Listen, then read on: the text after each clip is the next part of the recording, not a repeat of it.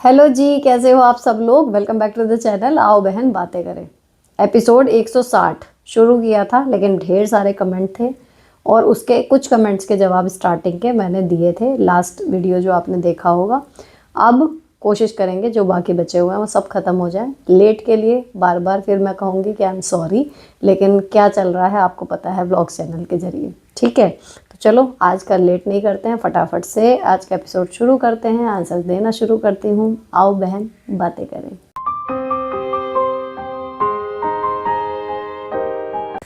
Last जो मैंने छोड़ा था मुझे याद है कि दीदी न्यू ईयर रेजोल्यूशंस बताओ ना। और अब आ चुकी है, आज जब मैं शूट कर रही हूँ 21 जनवरी है। ठीक है, तो देखो न्यू ईयर रेजोल्यूशन मैंने लास्ट टाइम भी शेयर करे थे। आप लोग ईमानदारी से उस वीडियो को देख के चेक करके बताना कितने लोगों ने उन चीज़ों पे फॉलो किया। तो न्यू ईयर के लिए रेजोल्यूशन बनाना या बताना कोई बड़ी बात नहीं है, कोई भी कर सकता है, अपने लिए भी दूसरों के लिए भी। बात तो ये है कि एक छोटी सी भी हैबिट, चाहे वो कितनी भी सिंपल हो, अगर हम एक्चुअली उसको फॉलो कर लेते हैं तो उसके लिए हमें 1 जनवरी की ज़रूरत नहीं होती। आप कभी भी अपनी लाइफ को एक नई शुरुआत दे सकते हो।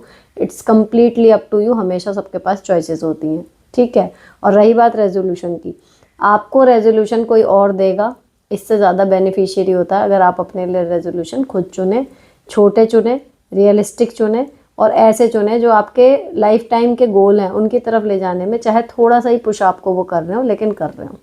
ठीक है, तो आप मेरा वो ना देखें कि दीदी कुछ बताएंगी तो वो ज़्यादा बेहतर होगा। अगर आपको कुछ भी इजी सा लगता है ना, सपोज़ करो कुछ नया सीखना है, कुछ भी है, कुछ भी छोटे से छोटी, और मैं तो कहूँगी 3 चीज़ों 4 चीज़ों के बजाय एक चीज़ पकड़ो। कुछ भी सिंपल से सिंपल चीज़ भी अगर आप हर साल एक चीज़ ऐड करते जाओ ना, तो कुछ सालों बाद आपकी पर्सनैलिटी देखना कितनी ज़्यादा इम्प्रूव हो जाएगी। तो सिंपल सी बात है, कुछ भी एक छोटी सी चीज़ पकड़ो जो आज से पहले आपको नहीं आती थी और उसको करना इस बार से शुरू करेंगे। आज से 21 जनवरी, आप 22 जनवरी को ये वीडियो देख रहे होंगे, आज से ही जब जागो तब सवेरा, वो कहावत सुनी है ना। तो न्यू ईयर रेजोल्यूशन के लिए न्यू ईयर की ज़रूरत नहीं है। जब आपको लगे उसी दिन नया दिन है और उसी दिन आप रेजोल्यूशन ले सकते हो, कर सकते हो शुरू एक कुछ भी नया जो आपको करना है। ठीक, नेक्स्ट, मैम जब लाइफ किसी दूसरे के कंट्रोल में हो तब कैसे ठीक करें। देखो लाइफ किसी के कंट्रोल में ना होती ही नहीं है उतनी जितनी हमें रियलाइज़ होती है।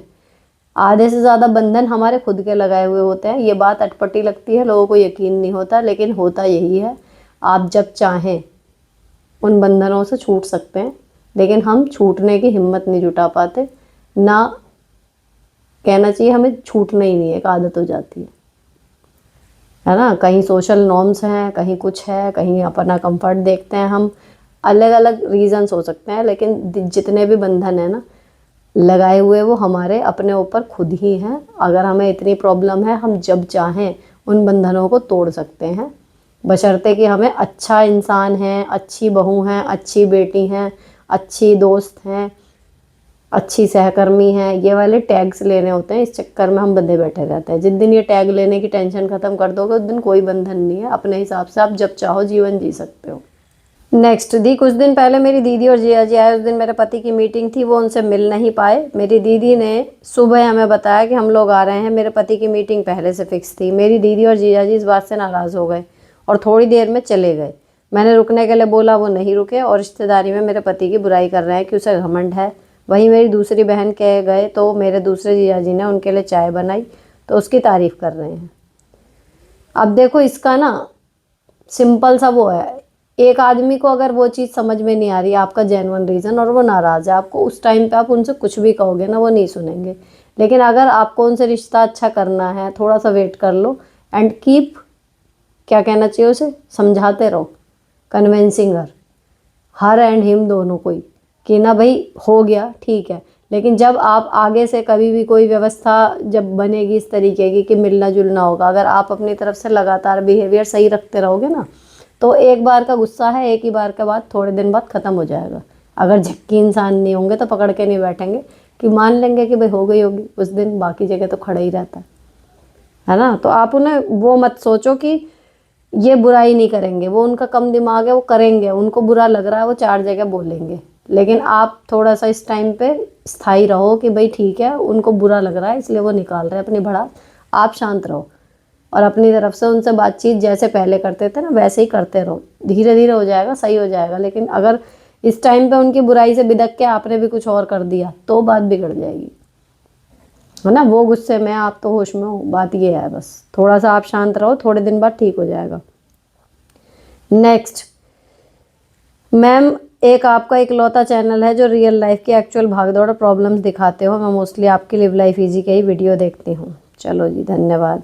हाय मैम, मैं ओवर थिंकर हूँ, किसी से बात भी करती हूँ तो घर आके सोचती हूँ मुझे ये नहीं बोलना था, वो नहीं बोलना था। इस आदत से मैं बहुत परेशान हूँ, जबकि मैं नॉर्मल बात ही करती हूँ। Please help. देखो, ओवर थिंकिंग मैं हमेशा कहती हूँ बुरी नहीं होती। आप चीज़ों को एनालाइज कर रहे हो बस थोड़ा सा और ज़्यादा, और उससे कहीं ना कहीं रिजल्ट अच्छा हो रहा है तो ठीक है। लेकिन अगर आप ओवर थिंक करे जा रहे हो, मान लो आपने ये सोचा, मान लिया हम कहीं कुछ कह के आए, ठीक है, पहले मैं बहुत ज़्यादा ये था कि कई बार बोल दी कोई चीज़, है ना, और फिर बाद में रियलाइज़ भी हो रहा है, और कई बार तो कुछ महीने या कुछ साल बाद रियलाइज़ होता था कि यार मैंने कितना गलत बोला उसको। तो ओवर थिंक या चीज़ें पुरानी याद रखना हमेशा हार्मफुल नहीं होता। अच्छा किस वे में है कि आपने घर आके सोचा, उस टाइम पे चलो आपने नहीं सोचा इतना ज़्यादा, लेकिन आपने बाद में उस सिचुएशन को एनालाइज करा, बाद में सोचा, आपको लगा ये नहीं बोलना था, ये नहीं बोलना था। तो अगर वो एक्चुअली आपने फालतू बात कर दी है वहाँ पे, तो अगली बार ऑटोमेटिकली जब आपने इतनी रिसर्च कर लिया दिमाग में, तो कहीं ना कहीं वो चीज़ आपको याद रहेगी, और अगली बार जब सेम सिचुएशन आएगी तो आप बेटर तरीके से बात कर पाओगे। तो सोचना तो ठीक है अपने बारे में, अगर आप बार बार सोच रहे हो तो, या तो आपके पास कोई दूसरा ऐसा हो कि आपने उसे बताया और उसने अपने एक्सपीरियंस से फटाफट से, इट्स लाइक कि एक होता है कि हम बुक पढ़ के नोट्स बना रहे हैं खुद, सोच समझ के बार बार पढ़ के फिर हमें चीज़ समझ में आ रही है। एक है कि हमारे पास ऐसा मेंटोर है कि उसने वो चीज़ ऑलरेडी 200 बार पढ़ी हुई है, वो सीधे कह देगा अरे हाँ तेरे को ये गलती हुई भी, ऐसे नहीं ऐसे करना था। तो फिर आपको इतना सोचने की ज़रूरत ही नहीं होती। लेकिन हर एक के पास नहीं ना है ऐसा मेंटोर, हर एक के पास क्या 10 में से 9 के पास नहीं है। तो वो आदमी सोच सोच के ही तो सीखता है जीवन में। तो कोई बात नहीं, ओवर थिंक करते हो, बात यह है कि जो एक बार गलती समझ में आ गई उसको रिपीट ना करो, है ना। तो कोई बात नहीं ओवर थिंक करने से। एक क्वेश्चन है, ये मैंने अभी पॉज करा था जब पढ़ा है, कि अब ये लंबा बहुत है लेकिन मेन टैगलाइन ये है कि इनकी सास इनके साथ जब रहती हैं तो वो खूब सारा काम करती हैं, झगड़े में ने जताती हैं कि मैं इतना काम करती हूँ, और हस्बैंड को मैनिपुलेट कर लेती हैं। तो हस्बैंड जो है वो अपनी मम्मी से बात करते हैं, अब ये बात नहीं करती तो वो ये भी करते हैं कि देख मेरा बेटा तो बात कर रहा है, तू भाड़ में जा। अब ये परेशान है कि मैं जब कोई काम मतलब करने भी जा रही हूँ तो वो कर ले रही हैं, फिर जता रही हैं। आपके लिए सिंपल सी एडवाइस ये है कि अगर वो 10 में से 7 काम कर रही हैं और कह रही हैं कि मैं 7 कर रही हूँ, ये कह भी रही हैं 8 भी कर रही हूँ, तो आपको फिर वो कह तो सही रही है ना। काम करने के बाद अगर कोई कह रहा है तो फिर वो सास हो या बहू हो, तो कहाँ गलत है वो। गुस्सा तब आता है आप 10 में से 8 काम कर रही हो और फिर सास ये कहे सारा काम तो मैं करती हूँ, तब है गुस्सा आने वाली चीज़। तब ये है कि मैं करूँ क्यों जब मेरा कुछ गुण एहसान नहीं है। लेकिन अगर वो कर रही हैं और कह रही हैं तो कह लेने दो। अब वो चाहे मैनिपुलेशन के लिए कह रही हैं, चाहे मतलब पति को आपके भड़काने के लिए कर रही हैं, कुछ भी कर रही हैं, काम तो वो कर ही रही है ना। आप अपना सिर्फ इतना कह सकती हो कि मम्मी जी आप कर रही हो काम तो अपनी मर्जी से ही तो कर रही हो, मैंने थोड़ा ही कहा है, अगर छोड़ोगी तो मैं कर दूंगी, बात खत्म। इतना ही कहना है। और वो दुनिया की बहुएं इसलिए परेशान है कि उनकी सास ने उनका जूस निकाल रखा है, आप इसलिए परेशान हो रहे हो कि आपकी सास ज़्यादा काम कर रही है, ये मान के चलो ना। तो वो काम कर रही हैं, करने दो, गिना रही हैं, गिनाने दो, वो ना गिनाए, उल्टा आपको गिनाना चाहिए कि मम्मी आप कितना काम करती हो, ठीक है। और अगर वो ये कहें कि मैं ही करती हूँ, ये तो करती ही नहीं, या मैं परेशानी में भी कर रही हूँ, तब ये बोलो कि आप अपनी मर्जी से कर रहे हो, आप छोड़ोगे तो मैं कर दूंगी, आप छोड़ो तो सही, बस बात खत्म। आप ना थोड़ा सा मतलब अपने आप को शांत करके और फिर करो तो तब बात बन जाएगी। गुस्से में गुस्सा ये रहेगा कि मेरे पति के सामने मुझे बुरा बना रही है एंड ऑल दैट, तो बात बिगड़ती जाएगी, उससे कुछ हासिल नहीं होना। अगर वो इतनी बूढ़ी हो के माँ हो के इतने मैनिपुलेशन कर रही हैं तो ऑब्वियसली उनके टर्म्स आपके साथ अच्छे तो हैं नहीं ना, वो करना चाह रही। तो फालतू के चक्करों में पड़ो मत कि मेरे गुण एहसान गाए जाएं या फिर मैं शांति से रहूं और ये और वो। अरे काम कर रही हैं, वो काम करके खुश हैं, आपको काम हुआ हुआ मिल रहा है, क्या टेंशन है, गिनाई तो रही है, वो भी गिनाए, उल्टा आप भी गिनाओ, मैं तो ये कहूँगी। नेक्स्ट, हेलो दी, मेरी यंगर सिस्टर की शादी है और मेरी नहीं हुई, सब लोग मेरे पीछे पड़ गए हैं, बहुत प्रेशर में हूँ, also finding but marriage proposal take time but how handle this even मैं फैमिली इज़ अंडर प्रेशर। देखो जब ये डिसीजन हुआ था कि आप बैठी रहेंगी अभी अनमैरिड और आपकी छोटी बहन की शादी होगी, जब ये डिसीजन पे आपकी फैमिली एकमत हुई होगी तो उन्हें मेंटली प्रिपेयर रहना चाहिए था कि ये कंडीशन आएगी ही आएगी। अब वो कंडीशन आ रही है तो आप तैयार होना चाहिए था आपको पहले से ही कि ये बात तो होगी, तो अब मैं कैसे हैंडल करूँगी या क्या जवाब दूँगी। ठीक है, बाकी जब इतना बड़ा डिसीजन ले लिया है, छोटी बहन की शादी आपसे पहले तय कर दी है, तो फिर बेफालतू में किसी प्रेशर में आने की ज़रूरत नहीं है। सोच समझ के डिसीजन लिया है तो अपना टाइम लो, जब आपको लगे कि हाँ मुझे करनी है, जिससे करनी है तब उससे करना। क्या अब ये प्रेशर तो आपके पास पहले से भी होगा ना, तो या तो तभी इस प्रेशर को अगर हैंडल नहीं करना था तो पहले स्टार्टिंग ही सही से करनी थी कि पहले आपकी होती फिर उनकी होती। अब जब कर दिया है एक अलग काम रीति से हट के, तो फिर क्या डरना। अब तो ये तो होना ही था ना, ऑब्वियस था, ये तो पता ही था कि आ रहा है ये चीज़, तो आपको प्रिपेयर्ड रहना चाहिए था। लेकिन अब प्रेशर लेने से कोई फ़ायदा नहीं है। जिस चीज़ के लिए लिया है इतना बड़ा रिस्क, तो अब तसल्ली से जो करना है आपको, जिससे करनी है या जिस चीज़ की वजह से आप रुक रहे थे, वो अपना रीज़न वैलिड रखो, जब आपको ठीक लगे अब तब करना। दी सास ससुर जब सब काम करते रहते हैं तो ठीक रहते हैं, और जब हम बीमार होते हैं या हमें उनके पॉजिटिव रिस्पॉन्स की ज़रूरत होती है तो नहीं मिलता। ऐसा क्यों होता है? मेरा उनसे बोलने का भी मन नहीं करता, फिर भी रहना उनके साथ ही है, कैसे मेंटेन करें, मन खुश नहीं रहता। देखो जी, अगर हम मान लेना ये हमारा ससुराल है, ये हमारा मैका नहीं है जहाँ हमारे माँ बाप हैं जो हमारे लिए सब कुछ करके देंगे निस्वार्थ, हम बुरा भी बर्ताव कर रहे हो तब भी वो हमारे लिए ध्यान रखेंगे। तो अगर हम ये चीज़ दिमाग से निकाल दें ना, तो फिर नहीं एक्सपेक्टेशन होती। सीधी सी बात ये है। अब रही बात ये कि हम अपनी जान लड़ा के जब किसी के लिए कर रहे हैं, तबीयत ख़राब में भी किसी को बना के दे रहे हैं, फिर हमारी तबीयत में कोई खड़ा नहीं हो रहा, जब हम बिगड़ गई तो हमें लगता बुरा है ना। नॉर्मल इस चीज़ को करने का तरीका ये है कि भाई अगर आज मुझे ठीक नहीं लग रहा तो मैं नहीं करूँगी काम। सबके पेट में भूख लगेगी, अपने आप बनाए खाए, मैं कल को मर भी जाऊंगी, घर फिर भी चलेगा। सीधी सी बात तो ये होती है। जिस दिन औरत को ये समझ में आ जाए ना कि दुनिया की पूरे भार तुम्हारे कंधों पर नहीं है, अगर तुम्हें ठीक नहीं लग रहा तो तुम रेस्ट करो, तुम्हें कोई बना के नहीं दे रहा, अपने लिए खड़े होकर उतना ही बना लो, अपना ध्यान खुद रख लो, ठीक हो जाओ। जिस दिन ये समझ में आ जाता है ना कि अगर मैं कहीं टिकी तो मेरा करने वाला कोई नहीं है, उस दिन अपने आप अकल ठिकाने लग जाती है कि भाई मेरे को बीमार होने का हक नहीं है। मैं दवाई लूँ, खाना खाऊं, या जो चीज़ मुझे सूट कर रही है वो लूँ, कोई मुझे बना के नहीं देगा। तो मैं 20 जने अगर मेरे घर में हैं, या 6 जने मेरे घर में हैं, या 8 जने मेरे घर में हैं, मैं बाकी 7 का नहीं बनाऊंगी। मैं अपने लिए बीमारी में खुद खड़े होकर बना लूँगी और मैं खा लूँगी। बाकी जिसको भूख लगे वो बनाता रहे अपना, है ना। तो वो आपको बीमारी में नहीं पूछ रहे, तो बीमारी में आप अपना ध्यान खुद रख लो, एक्सपेक्टेशन मत रखो। तो तबीयत जितनी ख़राब है बस वो उतनी ख़राब रहेगी, नहीं तो किलस किलस के 4 डिग्री और ख़राब हो जाती है वो। ठीक है। और दूसरी चीज़ कि जब हम सही हैं, हम सबके लिए कर रहे हैं, तो भाई वो सिस्टम है, चला आ रहा, हम कर रहे हैं, क्यों कर रहे हैं वो भी हमें पता है ना। तो एक्सपेक्टेशन बेकार है। जो कहते हैं ना बहू परिवार का हिस्सा है, कुछ नहीं है, बेकार की बातें हैं। बहू को कोई एक्सपेक्टेशन रखनी नहीं चाहिए, अगर उसको दिमागी रूप से शांत रहना है। तबीयत ख़राब है भैया, अपना ध्यान खुद रख लो कि हमें ही सही होना है।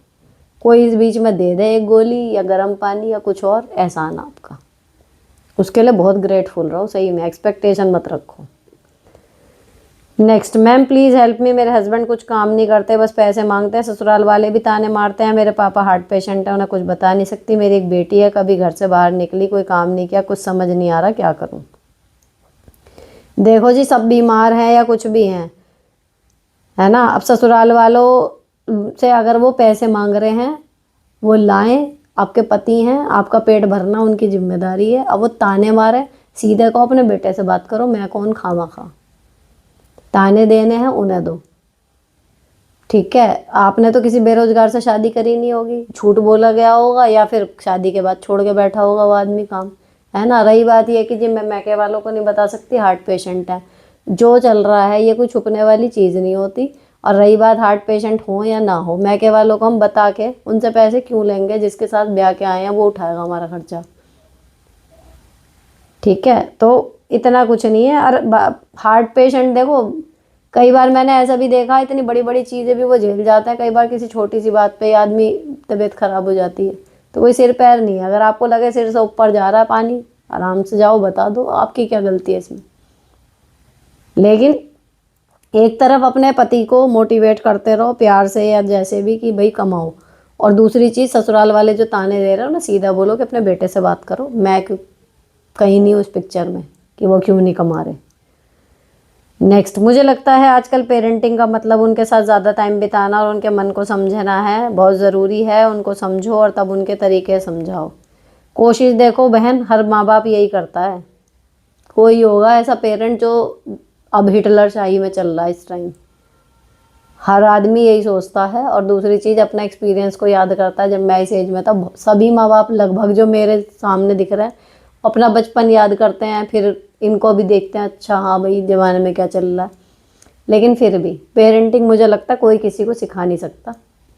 हर बच्चा अलग, हर माँ बाप अलग, सबका तरीका अलग। भगवान पर भरोसा रखना चाहिए, बस उनसे प्रार्थना करो कि हमारे बच्चे सही राह पर रहें। नेक्स्ट, मैम प्लीज़ मेरी हेल्प कीजिए, मुझे रात को देरी से नींद आती है और सुबह देरी से आँख खुलती है, जिसके कारण मेरा सारा काम देर से होता है, प्लीज़ हेल्प मी। देखो, फ़ोन को रखो एक किनारे, सोने से पहले फ़ोन को रख दो बिल्कुल एक किनारे और फिक्स टाइम पे लेटना शुरू करो, चाहे नींद आए ना आए, है ना। और इंस्टाग्राम पे आप सर्च कर लेना, कई टेक्निक है जिनसे जल्दी नींद आ जाती है, आप वो भी ट्राई कर सकते हो, क्या पता वो काम कर जाए। मुझे तो ज़रूरत पड़ी नहीं उनकी। ठीक। दूसरी चीज़ क्या है, जब एक टाइम पे आप सोते रहोगे, एक टाइम पे अपने आप धीरे धीरे 1-1.5 हफ्ता दो अपने आप को। आप क्या कर रहे हो, नींद नहीं आ रही तो चलो जग रहे हैं, फ़ोन चला ले, बस गया 2 घंटे।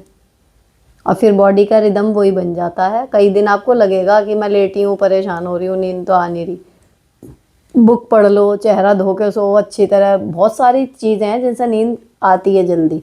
तो आप वो करते रहो, लेकिन जब आप डेली कोशिश करोगे एक समय पर सोने की, धीरे धीरे बॉडी क्लॉक सेट हो जाएगी फिर।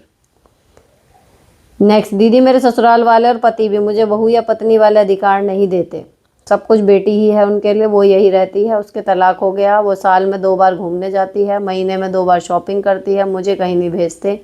दीदी थोड़े दिन पहले मेरी सास के सगे देवर एक्सपायर हो गए, लेकिन इनका उनसे आना जाना नहीं था, ना ही शादी वगैरह में बुलाते। लेकिन जब मरे तो ये लोग गए थे और मुझे भी बोल रहे थे, लेकिन मैं नहीं गई क्योंकि मुझे कोई भी कहीं भी कहीं भी नहीं भेजते, ना मेरी कोई वैल्यू है घर में और ना मैं उनकी दावत में गई। मैंने सही किया, प्लीज़ मुझे बताइए और समझाइए। देखो, इतना बड़ा डिसीजन लेना ना, कि जब देखो उनका है ना आना जाना नहीं था, अब उसके बाद ऐसे टाइम पे, दुख के टाइम पे अक्सर टूटे हुए रिश्ते भी जुड़ जाते हैं। वहाँ पे वो गए, अब उस टाइम पे आपने ना जाके क्या तीर मार लिया। आपको प्रोटेस्ट करना था अपने ससुराल वालों के अगेंस्ट कि नंद को इतनी छूट और मुझे क्यों नहीं देते। वहाँ ना जाके आपने क्या उखाड़ लिया उनका, उल्टा सामने वाले जो रिश्तेदार हैं उनकी नज़र में भी आप बुरी बनी। आपका जो घर का मैटर है अपना घर में सुधारती, वहाँ जाना था, वहाँ तो जाना चाहिए था आपको टेक्निकली। बाकी आपको प्रोटेस्ट करना अपने घर में करो, जो बात करनी है घर की करो, उसमें चाचा की कहाँ से आई जाने वाने की बात, वो तो बेकार की बात, आपने दूसरी बात में दूसरी बात मिला दी। अब कोई आगे रिचुअल बचा हो तो उसमें कहें तो चले जाना। Next, hi the, I am teacher, my problem is everyone said your work very nice but confidence नहीं रखते हो आप, एंड मुझे भी लगता है ये बात सच है। छोटी बात बहुत मन से रखती हूँ। एंड दूसरी प्रॉब्लम के डिसीजन मेकिंग पाउडर नहीं पावर होगा, लो है, जबकि आज तक कोई डिसीजन गलत नहीं हुआ, बस ज़्यादा सोचने में टाइम लेती हूँ। तो how to improve confidence level and decision making power, if possible please reply. जब आपको लग रहा है कि आपका काम भी तारीफ हो रही है और आपके डिसीजन आपने अब तक जितने लिए उनमें से कोई गलत भी नहीं हुआ, तो ये काफ़ी नहीं है। ये लाइन आप दोबारा पढ़ो, ये आपको कॉन्फिडेंस खुद नहीं आ रहा पढ़ने के बाद। तो कुछ लोग चट से ले लेते हैं डिसीजन, कुछ लोगों को टाइम लगता है, लेकिन मुद्दा यह डिसीजन अगर गलत नहीं हो रहा, एंड में जाके आपका फ़ायदा हो रहा है, तो ठीक है सब कुछ। तो ये तो कॉन्फिडेंस आपको आ जाना चाहिए खुद ही। बाकी अगर अभी तक भी नहीं आया तो जैसे जैसे लाइफ बढ़ेगी, जैसे जैसे घटनाएं होंगी, जैसे जैसे आपकी लाइफ में आपके एक्सपीरियंस जुड़ते जाएंगे, वैसे वैसे आपका कॉन्फिडेंस धीरे धीरे बढ़ता जाएगा, है ना। और ये वाली क्लिप जो मैं बोल रही हूँ, इसको आप करके रख लेना क्लिप अपने व्हाट्सएप पे, और इसको बार बार सुनते रहना कि हाँ, जब मैं अभी तक सही आई हूँ तो मैं अच्छी हूँ, मैं बढ़िया हूँ, मेरा कॉन्फिडेंस अपने आप बढ़ जाएगा। ठीक। नेक्स्ट, हेलो मैम, मैं क्या ऐसा सासू माँ की सेवा करनी चाहिए जिन्होंने सारी ज़िंदगी अब्यूसिव लैंग्वेज यूज़ की हो, बुधुआ ने दी, आज हो बेड रिडन है, बद्दुआएं होगा, बद्दुआएं दी, आज बेड रिडन है 1 ईयर से, अब 52 की एज में मेरा स्टेमिना ख़त्म हो चुका है, खुद की ही मेनोपॉज की वजह से बहुत हेल्थ इश्यूज चल रहे हैं। देखो जी, किसी ने कितना ही कुछ कहा हो, है ना, रामायण में, रामचरितमानस में सॉरी, चौपाई भी है, तो रोगी व्यक्ति को, पागल व्यक्ति को, जो बच्चा होता है ना, और एक और है उसमें छोटा बच्चा के साथ में, एक और है, कोई मुझे ध्यान नहीं आ रहा उस चौपाई में, लेकिन इन सब पर आपको तरस खाना ही चाहिए, वो वाली चीज़ है। तो अगर शॉर्ट में भी बताऊं, सारी चीज़ें एक तरफ हो जाती हैं जब कुछ परम सत्य सामने आते हैं। तो मृत्यु, या जो मृत्यु से पहले कि किसी की तबीयत इतनी ख़राब हो चुकी है कि वो मरना सन्न है, या फिर वो किसी भी रूप में निर्भर है आपके ऊपर, वो अपना ध्यान नहीं रख सकता खुद, चाहे फिर वो बच्चा हो या बहुत ज़्यादा बूढ़ा व्यक्ति हो या बीमार हो, वो बीमारी था, है ना, बच्चा, बूढ़ा, वृद्ध और विक्षिप्त, इन पर दया करनी चाहिए। तो वो वाली बात है, भले वो सही हो जाए, आप अपनी ग्रज, गुस्सा जो भी है वो मेंटेन रख लो उसके बाद, लेकिन अगर कोई आदमी बिस्तर पे है, वो अपना ध्यान नहीं रख सकता, तो अगर वो आपकी लापरवाही से सड़ता है बिस्तर में, कुछ भी होता है, तो यार ये एक पाप ऐसा हो जाएगा जो कहीं ना कहीं आपके पापों में गिना जाएगा, फिर उसका आपको भरना। तो वो हिसाब मेरे को लगता है कि नहीं करना चाहिए। किसी ने कितनी गालियाँ दी, कुछ दी, लेकिन अगर वो बीमार है तो उस टाइम पे उसकी सेवा कर दो। दूसरी चीज़ कि आपका खुद का शरीर साथ नहीं दे रहा तो फैमिली वालों की हेल्प लो, मैं अगर कर सकते हो अफोर्ड तो केयर टेकर रख दो, लेकिन उसको इस हालत में अगर कोई बेड पे है ना, तो उसको उस टाइम पे आप छोड़ नहीं सकते, चाहे वो कितना ही बुरा हो, सड़ने के लिए। ये मानवता के प्रति मुझे लगता है बहुत अपराध बड़ा हो जाता है। तो एक बार खड़ा हो जाए फिर आप अपनी क्लियर कर लो चीज़ें, लेकिन अभी नहीं। नेक्स्ट, हाय दी, मुझे ज़्यादा बातें नहीं आती, मतलब घर में भी हस्बैंड और एक बेटी हैं, अगर टीवी बंद कर दें तो सन्नाटा छा जाता है, क्या ये नॉर्मल है ऐसा नेचर? नहीं, नॉर्मल तो नहीं है, क्योंकि कोई कितना भी मितभाषी हो, अपने परिवार या जिनसे बॉन्डिंग होती है उनसे वो बहुत बात करते हैं। ऐसा कोई नहीं है जो किसी के साथ भी बात ना करता हो, करते हैं, बस बॉन्डिंग कम लोगों के साथ होती है, इंट्रोवर्ट लोगों की, तो ये नॉर्मल नहीं है। और अगर ऐसा है कि टीवी चल रहा होता है तो सही लगता है, ये वो उसके ज़रिए अगर आप लोग बात करते हो तो चला रखो टीवी, लेकिन ये नॉर्मल नहीं है। नेक्स्ट, हाय सुनीता जी, मेरे पति अजीब सा बिहेव करते हैं, वो बीमार हैं, आजकल बुखार हो रहा है, मैं उनके पास रहती हूँ तो अजीब बातें करते हैं, दूर रहूँ तो कहते हैं कि पति की कोई परवाह नहीं है, इससे ऐसे लगते हैं कि क्या ही बताऊं, अजीब अजीब, मैं बहुत परेशान हूं, क्या करूं, वो खुद पूरा दिन फ़ोन पे लगे रहते हैं, मैं अपनी बहन या भाभी से बात करूं तो उल्टा बोलते हैं, आप बताओ प्लीज़ मैं क्या करूं। और ये मैंने पढ़ा था कि ये इनके हस्बैंड जब कहती है कि आपके वीडियो देख के कहते हैं कि ये तलाक करवाती है तो मुझे हंसी भी आई, दुख भी हुआ, लेकिन बात यह है कि कह कौन रहा है, फिर ये बात आती है ना, आपको किसी ने कुछ कहा डिपेंड करता है कि कहा किसने। फिर मैंने जब इनकी आगे की कहानी पढ़ी तो मुझे समझ में आया कि भाई जब वो खुद ही दिमाग से अभी पैदल आदमी है तो मेरे बारे में वो क्या ही समझेगा, मेरे क्या, जब वो अपनी बीवी को नहीं समझ पा रहा जो उसके साथ रह रही है, उसकी सेवा कर रही है, सब कुछ है, उसे ना सीधा चलने दे रहा ना उल्टा चलने दे रहा, तो वो किसी भी और रैंडम किसी भी महिला के लिए क्या ही एक ढंग की सोच बना पाएगा या डिसीजन ले पाएगा वो आदमी। तो इसलिए मेरे को तो हंसी आकर रह गई। लेकिन बात यह है कि जब आपके पति या जो भी है, अगर आपका किसी के साथ ऐसा रिलेशन है कि आपको उसे झेलना ही है, चाहे वो कोई आपका सहकर्मी हो या कुछ हो, अब वो दिमाग से पैदल वाली हरकतें कर रहा है, ठीक है, तो भाई आपका दिमाग जगह पे है, ये प्रूव आपको उस टाइम पे करने की बड़ी सख्त ज़रूरत होती है। अगर वो कहते हैं कि आप अपनी भाई भी है उनसे बात करती हो तो कहते हैं वो लगी रहती हैं, तो आप उनके सामने बात कर क्यों रही हो? ऐसा तो है नहीं कि 24 घंटे उन्हीं के पास बैठी होंगी। रही बात है कि पति की परवाह नहीं है, अरे आते रहो जाते रहो, बीच में पूछते रहो, 15-20 मिनट को कुछ तो बाहर जाओगे, बात करनी है तो मैं तब कर लो, अगर वो एक बार चिल्ला रहे हैं तो। उस टाइम पे जब अगले को बुखार हो रहा है ना, तो उस टाइम पे आप उनके साथ ये नहीं कर सकते कि क्यों कह दिया, कैसे कह दिया, क्या कर दिया, ठीक है जैसे तू खुश रहे वैसे हम कर लेंगे, एक बार वो ठीक हो जाए। जो पिछले क्वेश्चन में बात आई थी ना कि बीमार होता है आदमी तो पहले उसके ठीक होने की सोचो, और दूसरी चीज़ वो भी होती है, जब बीमार होता है ना, कई बार आदमी बेसिर पैर की बातें बोलता है जो उसके मन में नहीं होती, जिनको मीन नहीं कर रहा, फिर भी वो बोल रहा होता है। तो उस टाइम पे तो बातों पे ध्यान देना ही नहीं चाहिए कि बीमारी में आदमी कह क्या रहा है। जितना हो सके हर बार दोहराते रहो कि भाई बीमार है, अभी वो ठीक नहीं फील कर रहा है, इसलिए ऐसे बोल रहा है। नेक्स्ट, हाय दी, मेरे जी करीबी हैं, मैं उनको मेरी लाइफ की हर छोटी छोटी बात भी बता देती हूँ। कई बार बात कहने के बाद लगता है नहीं बतानी चाहिए थी, मेरी इस आदत को कैसे चेंज करूँ, प्लीज़ रिप्लाई करिएगा। मेरे जी कौन? मेरे जी करीबी हैं, मैं उनको, अच्छा कोई होंगे करीबी, मतलब उनको लाइफ की हर छोटी छोटी बात भी बता देती हैं। अगर आपको घर आके ये लग रहा है कि मुझे नहीं बताना चाहिए था, तो भाई उनका ना थोड़ा सा बैकग्राउंड आप खंगाल लो कि आपसे जब वो बात करते हैं तो क्या वो किसी थर्ड पर्सन के बारे में कुछ बहुत अंदरूनी बातें आपको बताते हैं। अगर वो किसी और की बातें आपको बता रहे हैं तो 110% जो आप उनके साथ शेयर कर रहे हो वो भी आज या कल वो किसी न किसी और को बताएंगे ही बताएंगे। तो बिल्कुल इस बात को याद रख के मुँह में दही जमा लो। इतनी बातें किसी करीबी को क्या, मेरे को लगता है किसी से भी, देखो जितनी ज़्यादा बातें अपने बारे में शेयर करोगे उतने ही लूज पॉइंट आपने लोगों को अपने दे दिए। कौन कब उसे आपके खिलाफ यूज़ करेगा, यू डोंट इवन नो, है ना। तो इसलिए मेरे को तो यही लगता है पर्सनली, बातें करो, खूब करो, हंसी मजाक करो, दूसरों के दुख सुख सुनो, कोई तुमसे सलाह मांग रहा है सलाह दे दो, है ना। या फिर इस टाइम पे आपको फील कैसा हो रहा है, या आपके साथ किसी ने क्या गलत कर दिया, जो उस चीज़ में कुछ कर सकता हो, कि जिसने गलत किया वो उसकी बैंड बजा सकता है, या फिर गलत हो गया तो उसको सुधारने में आपकी हेल्प कर सकता है, चलो ये टूट गया मैं बनवा देता हूँ, उसको बताओ। फालतू में डिस्कशन करने के लिए अपनी बातें जितनी कम बोलोगे ना कि मेरे साथ क्या हुआ या मुझे कैसा महसूस हो रहा है या कुछ है, उतना समझ लो आप ज़्यादा सुरक्षित रहोगे इन फ्यूचर। तो बी मिस्टीरियस, थोड़े से अपने अंदर में ही रहना ज़्यादा अच्छा रहता है।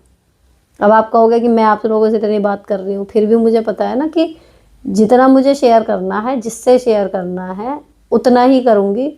उससे ज़्यादा हज़ारों बातें ऐसी हैं जो मन के गर्त में कहीं छुपी हुई हैं, मुझे पता है किसी से शेयर करके कोई फ़ायदा नहीं है, कोई उसमें कुछ कर नहीं सकता, तो मैं क्यों शेयर कर रही हूँ। तो यही मैं आपको समझाने की कोशिश कर रही हूँ, बातें करनी चाहिए, खूब करो, लेकिन अपनी ऐसी बातें जिन्हें सिर्फ आप बाहर कह के अपने से बाहर निकाल ही रहो, उसमें कर कोई कुछ नहीं सकता, ना चेंज ना सुधार। ऐसी बातें कहने का कोई फ़ायदा नहीं होता। जिसमें कुछ हो सकता हो वो चीज़ करो, और जो कर सकता हो उसी से करो शेयर बस। अब ये केवल कि ये मन हल्का, मेरे को ये चीज़ समझ में नहीं आती कभी भी, क्योंकि मेरा कभी होता नहीं, बड़ी अजीब सी बात है ये। कहते ना किसी से कह के मन हल्का हो जाता है, ये होता है जो आपके साथ हो रहा है, कि बाद में आके हम सोच रहे हैं कहती नहीं कहती, नहीं कहना चाहिए था, ये और होता है। मतलब पहले से जो चल रहा दिमाग में वो तो है ही है, ये एक और उसमें जुड़ गया, और मैंने उसे बता दिया नहीं बताना चाहिए था। इससे अच्छा बताना ही क्यों है, पहले अपने आप ही। और दूसरी चीज़ ये है, असली हल निकलेगा तभी जब हम खुद सोचेंगे ढंग से, तो क्यों ही बताना है। अभी तक हम ये सोच रहे थे कि ये हो गया ये हो गया, अब ये भी सोच रहे हैं कि उसको बता दिया, ये तो नहीं गलत कर दिया। तो बेकार की चीज़ें हैं। जब कोई बहुत सेंसिटिव मुद्दा हो ना, अपने तक ही रखना चाहिए, उसको खुद ही सुलझाओ।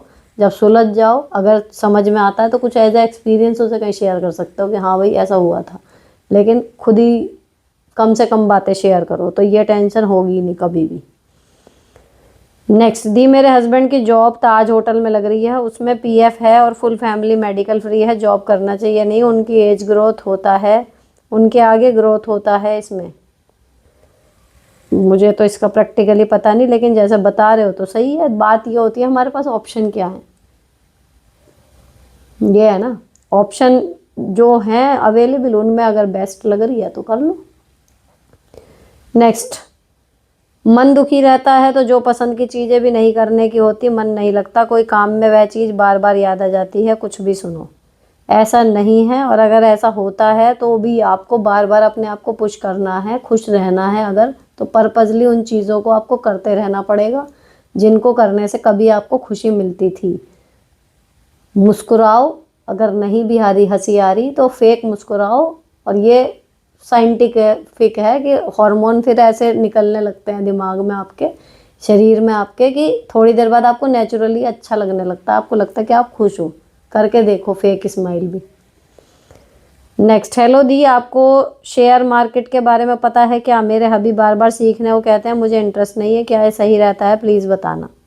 देखो सही का ऐसा है, ग्रो ऐप है ना, उसके थ्रू हम करते हैं, लेकिन मेरे हस्बैंड डील करते हैं। एक दो बार मैंने देखी है, तो इतनी टेक्निकल कुछ नहीं है कि जब करोगे तो समझ में नहीं आएगी। नहीं तो इस पर रिलेटेड हज़ारों वीडियो मिल जाएंगी।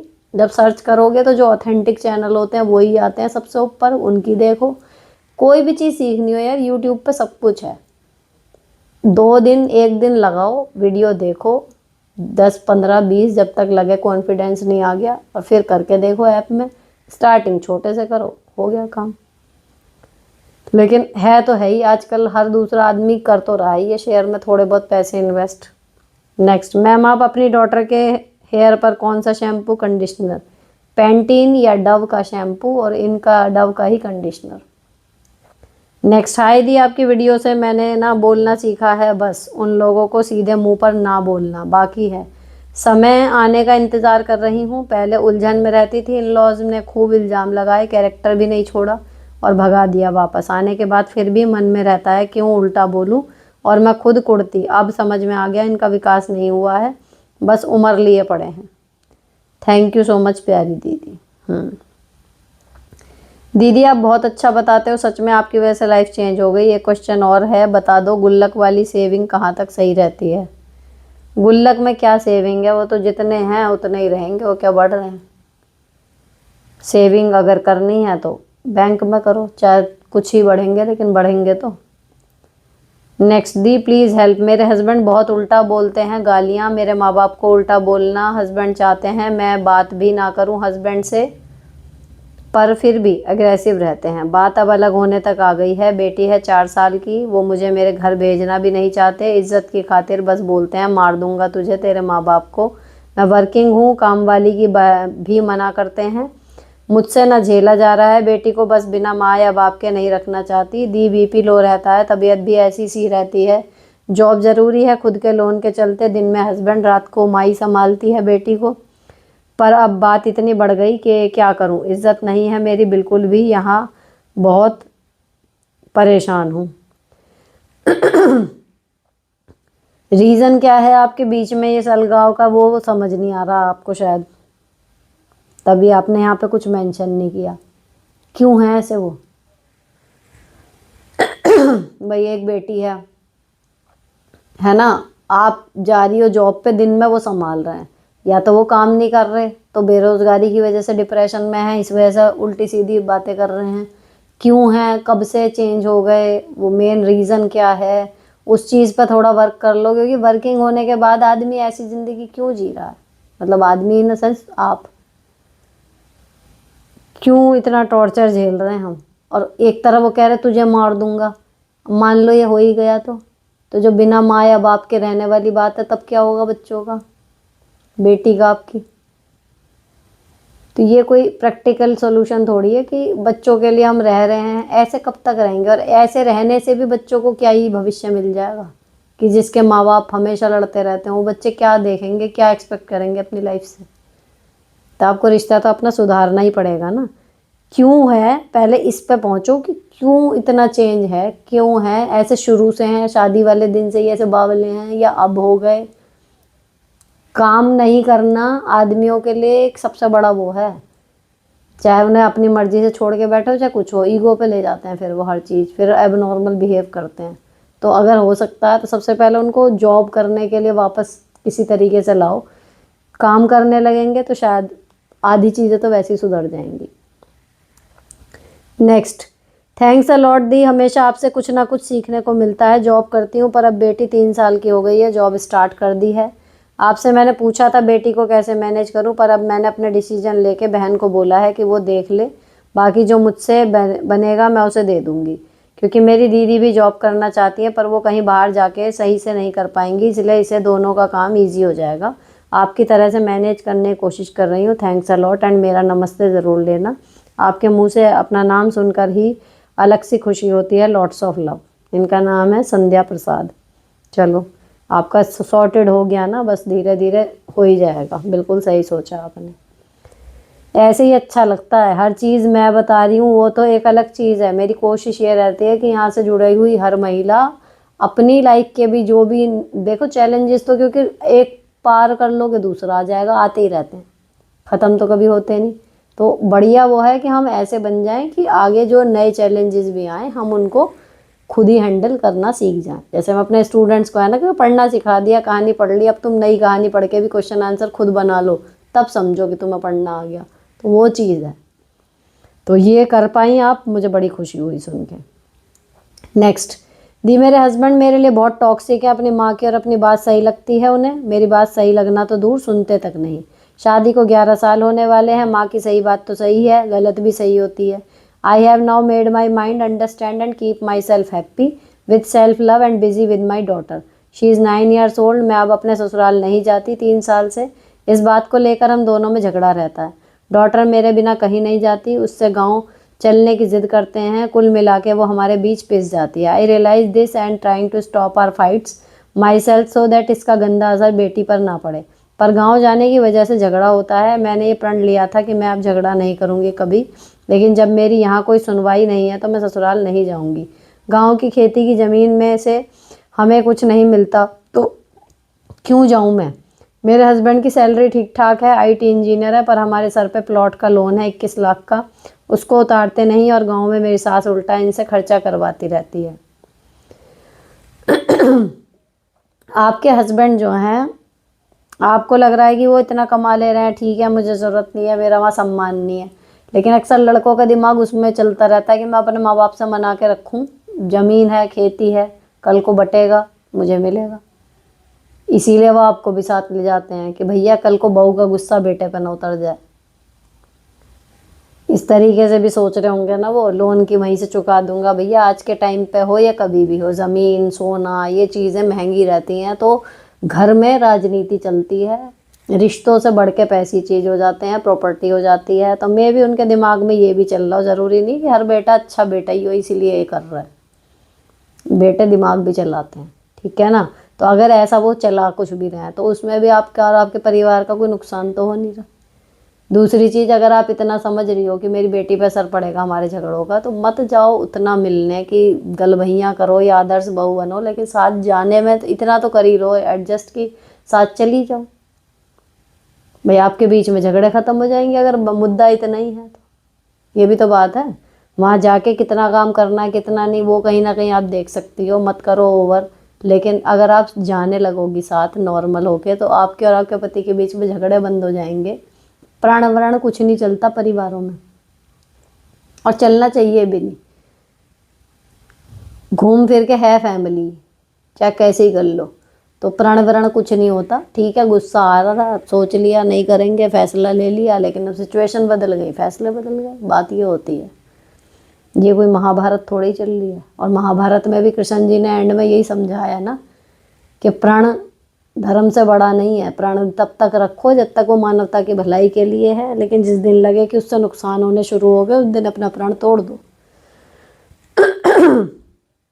नेक्स्ट, नमस्ते दी, मैं गवर्नमेंट जॉब में करती हूँ, गांव में 10,000 है सैलरी, शिक्षा मित्र है।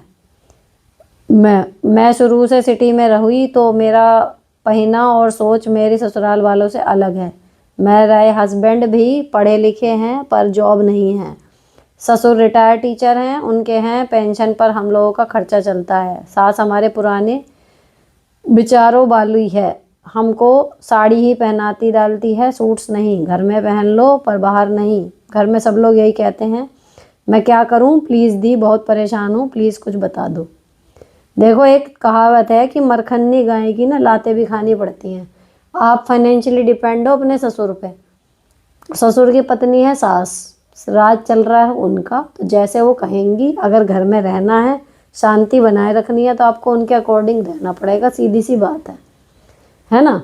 अगर आप उनको थोड़ा बहुत कन्वेंस कर सकती हैं या फिर थोड़ा सा उठाने की हिम्मत है, कहना चाहिए कि हाँ अगर आपको लगता है आपने ऐसा कुछ करा भी तो शायद ससुर आपके साइड ले लें कि कोई बात नहीं, क्या हो गया, सूट पहन लिया, एक आध बार पहन के ट्राई कर लो, अगर बवाल हो लगे नहीं हो रहा फिर वापस आ जाओ। लेकिन बात यह है कि अगर सास ससुर की कमाई पे पल रहे हो, मैं लिटरली यही वर्ड कहूँगी, तो उनके अकॉर्डिंग भी चलना पड़ेगा। उनको आप प्यार से कन्विंस कर सकते हो, उनका विरोध नहीं कर सकते, सीधी सी बात।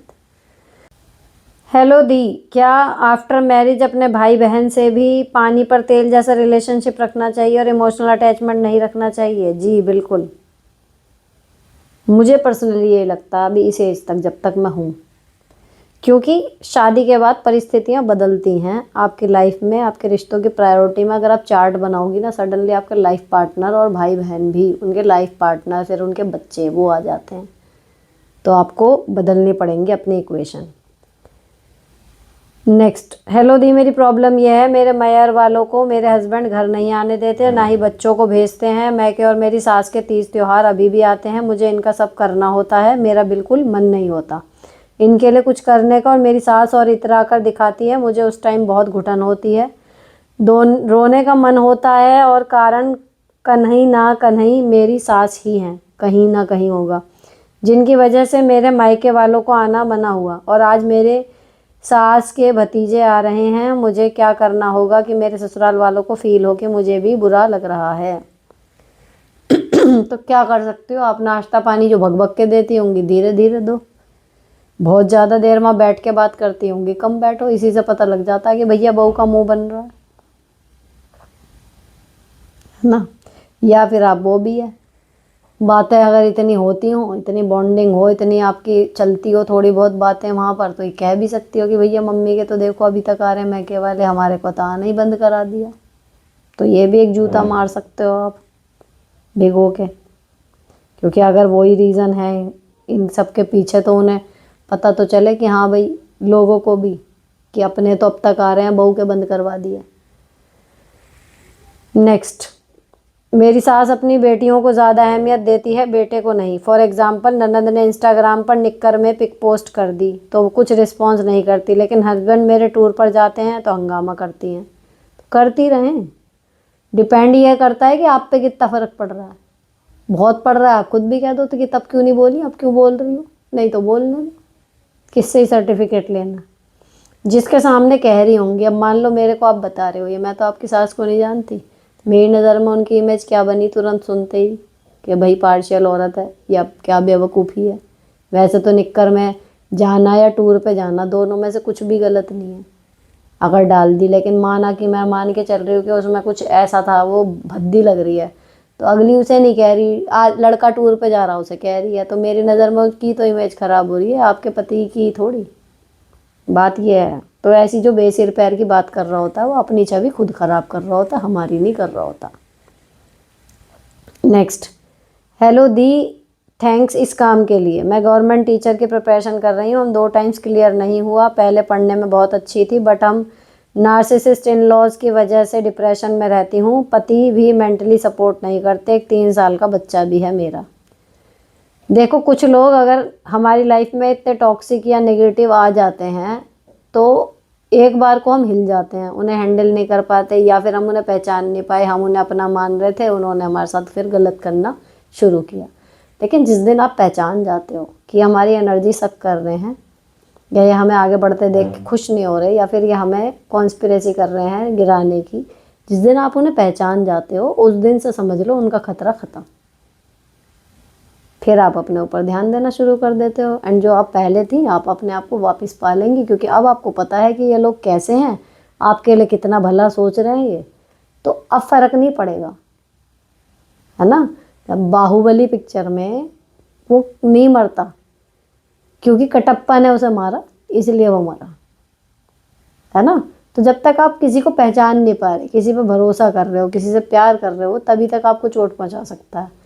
जिस दिन आपको पता लग जाता है परिवार में, फिर वो आपको चोट नहीं पहुंचा सकता। अब आपको पता है क्या करना है, अपने तैयारी करो, दोबारा इस बार हो जाएगा, अगर अब तक नहीं हुआ था तो।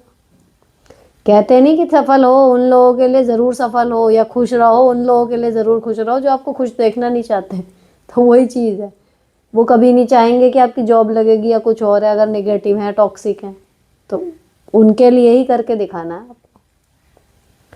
नेक्स्ट, दीदी, मेरे हस्बैंड बहुत टॉक्सिक हैं, मेरी हेल्थ एंड पीस की हालत ख़राब कर दी है, मैं कैसे डील करूं? इन लॉज ऑलरेडी अगेंस्ट हैं, मेरे और मायके वालों से भी जाने नहीं देते। जब आप अकेले होते हैं ना तो और ज़्यादा स्ट्रांग होने की ज़रूरत होती है। अगर मैं क्या आप जाती भी तो क्या ही करती, वहाँ जाके बात कर लेती इनकी, वो आपको कुछ दिन के लिए रख लेते, आपकी शादी टूटती नहीं। इसी घर में रह के आपको सब कुछ ठीक करना है, स्ट्रांग बनो। कोई नहीं साथ दे रहा, कोई बात नहीं, जब तक हम साथ ढूंढ रहे हैं हमें तभी तक की ज़रूरत होती है। जिस दिन हम समझ जाते हैं ना हम अकेले ही काफ़ी हैं, उस दिन आपको किसी की ज़रूरत नहीं लगती। अपने ऊपर खुद काम करो, अपना ध्यान खुद रखो, धीरे धीरे पैर जम जाएंगे आपके, आप अपने पैरों पर खड़ी हो जाओगी कि हाँ अब मुझे खुश रहने के लिए एटलीस्ट किसी की ज़रूरत नहीं है। उस दिन देखना सरप्राइजिंगली सब लोग वापस आपकी लाइफ में आने लगेंगे, हस्बैंड भी, इन लॉज भी। नेक्स्ट मैम, क्वेश्चन थोड़ा अजीब है बट मैं पूछे बिना नहीं रह पा रही हूँ, आपके अलावा पूछूं भी तो किससे। मेरे हस्बैंड और सास अपना ज़्यादा टाइम एक साथ बिताते हैं।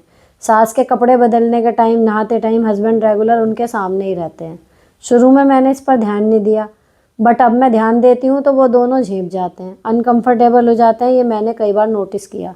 अब जब मैं नोटिस करने लगी हूँ तो उनको समझ आ गया इस टाइम साथ नहीं रहते, बट कोई मुझे समझा दे कि मैं गलत सोचती हूँ या नहीं, एंड मैनी अदर रीजंस मैंने वो घर छोड़ दिया है। देखो ये अपने आप में एक विरला केस है, ये हर दूसरे घर की चीज़ नहीं है, क्योंकि शादी के बाद कोई नहीं रहता है ऐसे, है ना। अब अगर वो रह रहे हैं ठीक है, तो भैया कलयुग है, ऐसी ऐसी घटनाएं पढ़ने में आ रही हैं, सुनने में आ रही हैं कि लगता है कि हाउ इज़ इट पॉसिबल।